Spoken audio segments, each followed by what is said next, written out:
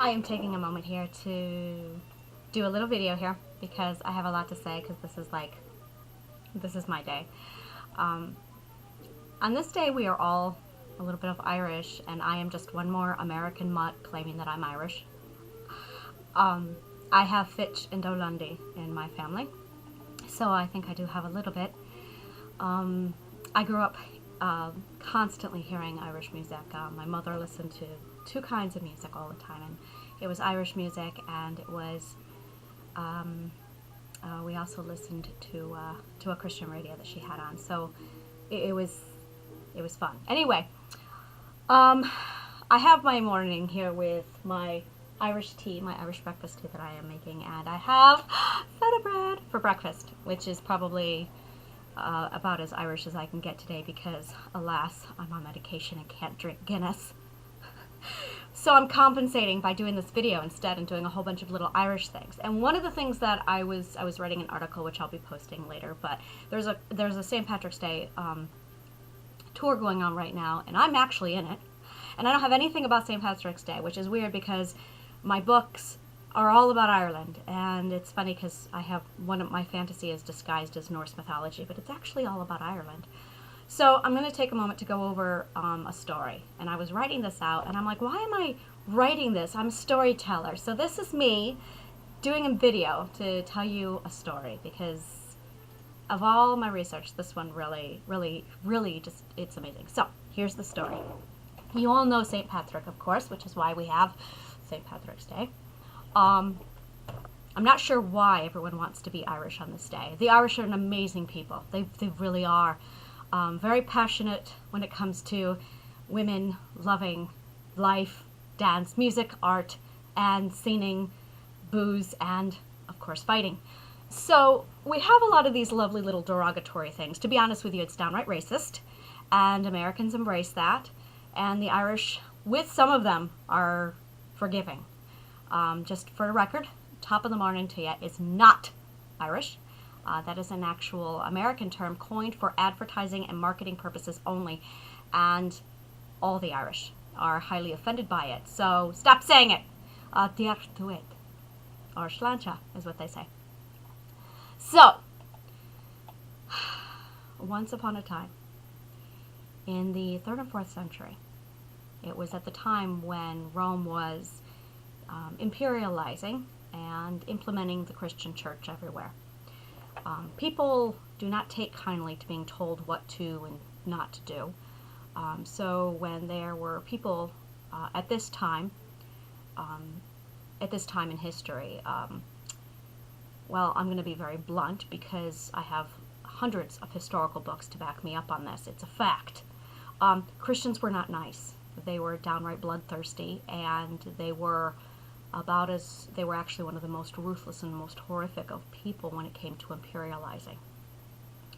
At this time period, up to this point in history, Constantinople I, stationed over in Turkey, which is now Constantinople, he put up the first church and legalized Christianity. And over the next 50 to 100 years, there would be the beginning of what would become the Christian Empire.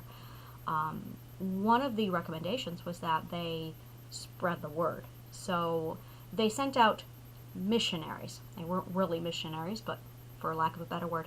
And these people went out and converted them. Basically, it was simple. Believe in our God or we'll kill your children. And this is where I got into my research with Olaf Tryggvason. When he spread the Christian religion in the Norse area, Norway, he literally cut off the children's hands if the parents didn't cooperate. There's a point in my book where I talk about the hands of little children, I'm going to throw up, being stacked up. That's historically accurate. That's not my imagination. I am not a sicko. Just have to put that out there. And that was normal for Christian conversion. We have the Spanish Inquisition, we have the Crusades. When it came to Christian imperialization, it was disgusting what they did. It came to about the 3rd, 4th century, and Rome had to, of course, infiltrate Ireland. And they had one particular gentleman picked out for it. They had one particular person picked out for it, and this person was notorious for his cruelty. He was one of the best at converting people. Now, there was also a man who worked under there. His station was low and he was pretty much a nobody, so no one considered him. However, he did speak the language. So they passed up this, their first option was to go with this other person who was cruel. And they decided, you know what, let's grab the person who actually speaks the language. He's not very good, we don't like him, but he speaks the language. So they sent him in. His name would become known as St. Patrick. Now, Patrick, I can tell you about how great and kind and good he was, but, well, in all honesty, the winners write the history books. So I really don't know his personality, but I do know that he was lax when it came to Christianity. And he did have a massive passion for the Irish, which is why he wanted to go in their stead, is to protect them. In this sense, this story really touches deep to me because, for me, St. Patrick wasn't the man who brought Christianity to Ireland. Yeah, he was, but St. Patrick saved the Irish in a sense, and he saved so much more, but people don't know this part of the story. In order to imperialize a country, I've been studying imperialization and culture since Romulus and Remus, the founders of Rome, when Romulus killed his brother and named the city after himself, Rome. And I've been studying imperialization, the psychology of it since then. Rule number 1, I'm going to give you a little how to imperialize a country. Kill all the men. They will be the first to rise up. They are the protectors. They are the security guards of a culture, of a society, so as you say. So kill all the men. Step 2, rape all the women. Impregnate them, especially the young ones in their 20s. The 50, 60-year-olds, well, if they live that long, the 30, 40-year-olds, and let them go. But the 20-year-olds, 15 to 25, rape them, impregnate them. Then they would take the women as kind of wife slaves. Yeah, they were their wives, but it was kind of a don't bash me or I'll kill you. There was a lot of stipulation, as you all know, with imperialization. But then they would hire scholars to teach the children in their own way. And this ensured that not only did you have a child of your own blood, but now you have it growing up learning your ways. And the child was usually taught also to hate, ironically, their mother's race. So within 100 years, 3 generations, the culture was forgotten. We're not done yet. You would also have to burn all the writing, and you would also destroy all the people. You would destroy all the culture, the artwork, the architecture. You would burn it down. So when you are done imperializing, you have a language that's been forgotten, their gods that have been forgotten, the architecture that is lying in ruins, and a language that is dead. This happened in the case of the Native Americans because the language is now so scarce it's actually going extinct. And you also have no written material, which is why the Aztecs, the Incas, we have almost no information about them. We have to scrape to find anything regarding pre-Roman culture because this was their mark, destroy and conquer. St. Patrick did something, though, that was just astounding. Now, this is where Ireland is just... I learned this about it, and I loved it, but then I fell in love, and then I went, oh my God, I love this place. While everyone else was dividing and conquering and planting their flag in another person's soil, saying, this is mine, I am here, Ireland was doing something else. You've all heard of druids, you've all heard of bards, but what most people don't know, and this is just astounding, is a bard was not a minstrel. It was, and that's something you need to understand. A minstrel is a minstrel. A bard is a bard, and they were not the same thing. And anyone who plays D&D knows this. A bard is not the same thing. Yes, they sang songs. Yes, they had poetry, but that's not why. And this is just, if you've ever studied, well, anything really, we teach our young sing songs and rhymes to better help them remember important lessons. Please excuse my dear Aunt Sally. Most of us should know what that is if you've ever taken a math class. So we have little rhymes and limericks, and Mrs. M, Mrs. I, Mrs. S, I, Mrs. I, Mrs. P, Mrs. Yeah, you get the idea. And I just misspelled Mississippi. It's okay. But we teach rhymes and songs to teach our children and to better imply to memory. The scholars of Ireland, while everyone else was imperializing, Ireland learned very quickly, very early on, the importance of written word and culture. Later on, this is just fascinating to me. I might be boring you to death, but this is fascinating. Later on in Ireland, or in Rome, and in Alexandria specifically, they had started to build the first schools and the first educated systems. The universities were there. In fact, it was called the museum at that time, which was one of the first and earliest concepts. It was actually a massive school that included the Library of Alexandria. It was part of the school. It was just amazing. And they taught 8 basic subjects. In short, they taught the muse. If you actually look up the muse, you'll find that there's categories. There's music, there's writing, there's dance, there's theater, there's medicine, mathematics, astronomy. Astounding. So these became that reading, writing, arithmetic, that came from the muse. And this is, like I said, primitive education and culture. Well, Ireland had already picked up on all this. While Alexandria was being built and they were forming this, Ireland was doing its own thing. The only difference was their library didn't get burned. And this is really where what St. Patrick did was amazing. So from early on, like, well, let me see here. We have the Annals, A-N-N-A-L-S. The Annals of Ireland, which is the history of and everything leading up to it. And actually we know a lot about culture. Now, I've studied a lot of pre-cultures, a lot of early man, and I am telling you, there is nothing that makes my job harder than when a culture imperializes another and they burn all the written material. Suddenly my simple research of, oh, let's look into this culture is near impossible because there's nothing left on it. Sweden, oh my God. Sweden, we have absolutely nothing written on this culture. We know nothing on Sweden prior to the 10th century. Zero, zilch, nada. We know nothing about Sweden. I'm so glad that I chose Norway and not Sweden for my book. Norway, we have some information, which actually we credit to Snorri Sturluson in the 13th century, who wrote all this stuff down. So the question you should be asking is, what happened to everything and all the writing? Imperialization happened. The first thing we do when we go into a culture is destroy the writing. Enter St. Patrick. So, while all these cultures are sitting there imperializing, Ireland is actually studying, and they learn the importance of history, music, written word, writing. At the point they were only written Ogham runes, which were very limited in the old ancient Celtic language. So it was literally before they had a writing system, they learned storytelling. They learned the importance of history, and they used oral tradition to pass this on. So the best way to do this is through song. So they would teach their students how to sing, but they wouldn't just teach them song. Oh no. Imagine dedicating an entire life to learning your history, your culture's history. Now, you learn all that information from your master. When you become the master, you now have to retell verbatim all of that to the next person, your student. You have to not only pass on your history that your master passed on, but you have to add to it and pass it on. Now, they did this generation after generation after generation, so that the bards literally dedicated a lifetime to just learning their history via oral song. Astounding what they did.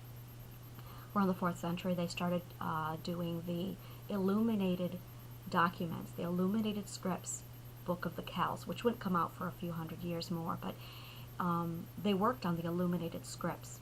They worked on the song. It got to the point where you started off as bard, I think it was, druid to bard, and then you became feely, and of course I'm pulling from my memory, so it's going to be wrong, but a feely was a top bard that was basically the master, and by then you had completely committed all of this to memory. Now, if I were to kill everybody there, if somebody were to go in and kill all these people, their history would be gone. So St. Patrick knew this.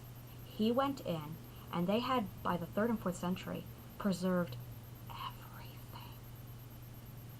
So while all the other cultures did the same thing, he went in and saved it by teaching them Christianity. And he didn't really teach them, and this is what's funny. He went in and he drank with them. He had a grand time with them. He was their friend. He was their kin. So he didn't go in there and say, you need to believe this or else. He went in there and he said, hey guys, I'm back. And they had a great time. Now and then he would mention Christianity. And some people were kind of interested, and it was like, oh, that's interesting. So then St. Patrick would write back to Rome, oh yeah, everyone's good. Yeah, they believe in Christianity. We're set. Don't send anyone else. And then they would just have a grand old time. Well, eventually, the spirit of the Irish molded and developed what would become with Christianity, and it became what we know now as Irish Catholic, which is that I'm going to swear like a sailor, I'm going to drink you under the table, and I don't mind a good blood on my hands, but I'm a good loving Christian after all.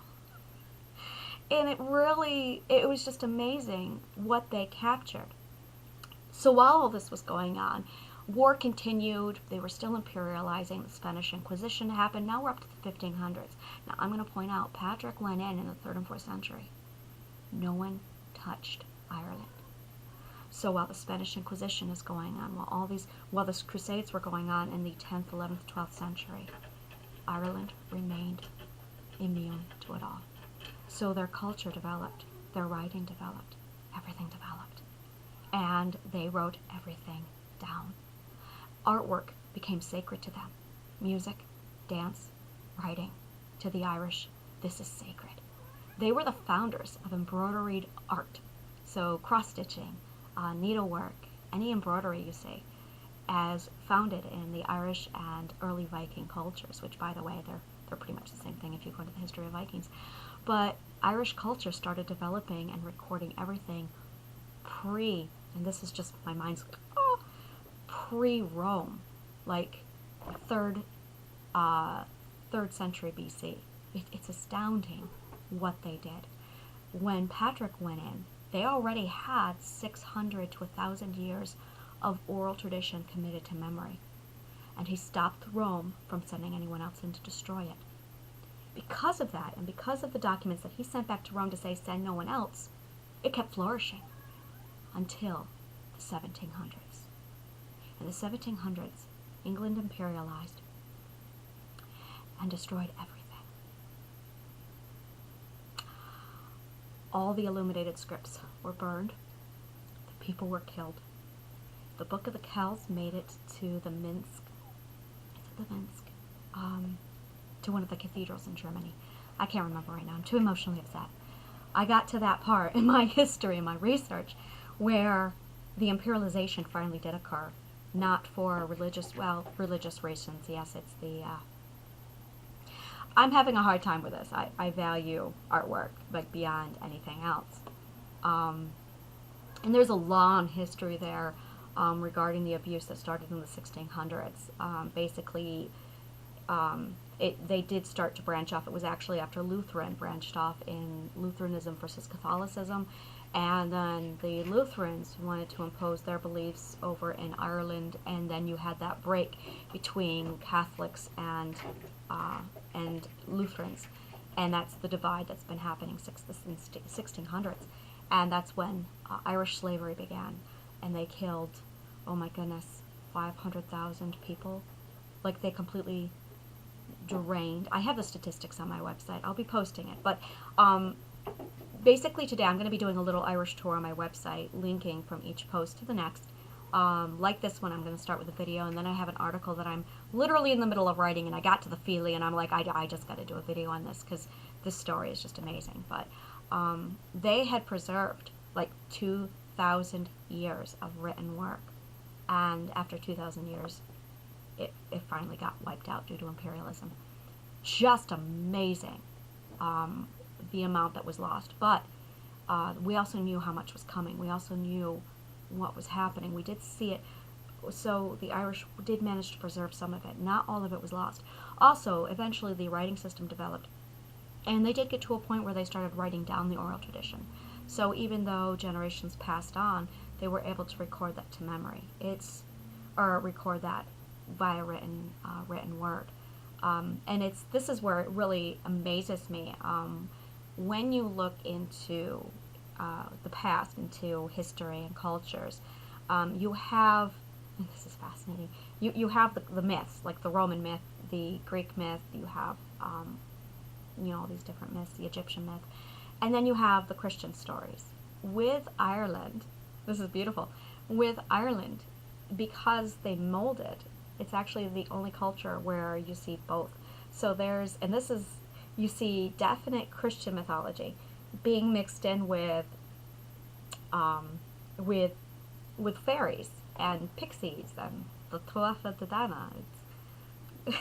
you're sitting there reading on the high elves, well, fairies, in Ireland they're called fairies, and the fae, and how you have the dark fae and the light fae, and the fae springs, and there's like a whole history there that a lot of people are unfamiliar with because it is so old. And like MacNanan MacLear, I think, Manan MacLear, and Concobar MacNessa, that's what I'm trying to remember. Concobar MacNessa was a massive, and I'm butchering these Irish names, by the way, because this is like old Gaelic Irish, so yeah, I'm just like destroying it here, so, and I'm sorry for that, but all those cultures, all those stories, there's a lot of Christianity tied into them, so you see this very definitive Irish culture, very rich, again, a rarity for all other cultures. We do not have any other culture in the world as rich as Irish culture, it combined with this other thing, combined with Christianity. Now, that being said, there was an article on Ireland I was reading this morning, and someone made the comment that their bars, their pubs, have popped up all over the world. Because of the Irish slave trade, Irish people were literally scattered all over the world, more so than the African Americans, because one article that I found, which is posted, the link is posted on my website, goes on to explain that Irish slaves were cheap, and there were laws in place to protect African slaves. There were not laws in place to protect the Irish slaves. So you could beat, murder, kill, rape an Irish slave and no one cared. If you actually, it was considered poor etiquette to harm or hurt an African slave. The African slaves were actually treated very kindly. Not as kindly as, you know, they were still beaten, they were branded. I am not dismissing what happened to the African slaves. It was horrendous. But in comparison to what was happening to the Irish slaves, it was completely different level of abuse. It was just horrific, inhumane. What happened to both cultures, especially the Irish. But that seriously went unlooked. And as a result, though, the Irish ended up everywhere. And it got to the point where they would breed Irish women with African men. It was so common at one point that they actually had to put an edict out to stop it because it was actually financially hurting the slave trade. So they had to make it illegal to breed slaves, to breed Irish slaves. It was insane. It was just so. That being said, though, if you think about that kind of, and this is horrible,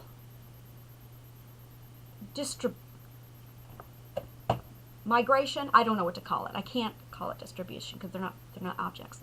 But they ended up all over the world. So everyone has a little bit of Irish in them. It's definitely in our genes. We've got it somewhere. And we are more likely, I should say, to have it in us because they were all over the place. And they had such an appreciation, such a passion, a long history of art. Like I said, music.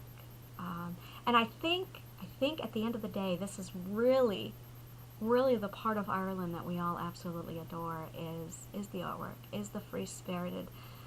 And it's amazing when you look at their history. We all still think of Ireland and the people. People are just amazing. Still being one kind of way, which is absolutely passionate, absolutely strong people. Absolutely, when they love, they love. And when they are hurt, they get angry. And when they fight, they fight. And when they drink, they drink. There is nothing little regarding the Irish spirit. And I am a firm believer that passionate side of all of us, that part of us that just goes on these soapboxes and just, I gotta talk about this. I truly contribute that to the Irish in us because really, I mean, it's just, they're very, very passionate people. They are very beautiful people. And they do have the ability, through all their culture, to step back and just understand and embrace the arts. So, I don't know. For me, it's something. And I think that really is. So, today is not just St. Patrick's Day. To me, this is the day we honor the Irish and just thank you to St. Patrick for well, saving them and preserving that precious culture. Thank you. And sláinte.